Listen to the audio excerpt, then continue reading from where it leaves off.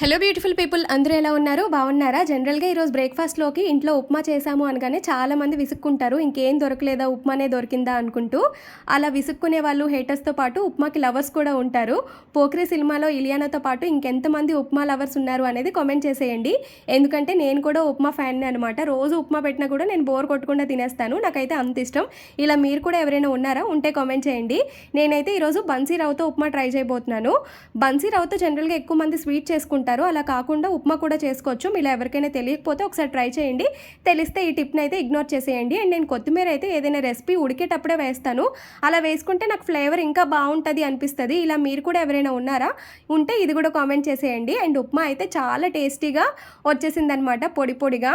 మీరు కూడా ఒకసారి ట్రై చేసి మీకు ఎలా కుదిరింది ఏంటి అనేది కామెంట్ చేయడం మర్చిపోకండి. అండ్ మీకు నెయ్యి కనుక ఇష్టమైతే ఇందులో కొంచెం నెయ్యి కూడా వేసుకోండి. ఇది చట్నీతో కానీ, పప్పుల పొడితో కానీ, లేకపోతే ఇష్టమైన వాళ్ళు షుగర్తో కానీ తింటే చాలా బాగుంటుంది. ఒకసారి ఛానల్లోకి వెళ్ళి వీడియోస్ చూడండి. మీకు ఒకవేళ నచ్చితే నా కంటెంట్ ఖచ్చితంగా లైక్ చేసి సబ్స్క్రైబ్ చేసుకోండి. ఓకే, మరి ఉంటాను. నెక్స్ట్ వీడియోలో కలుద్దాం. Bye. Thank you for watching.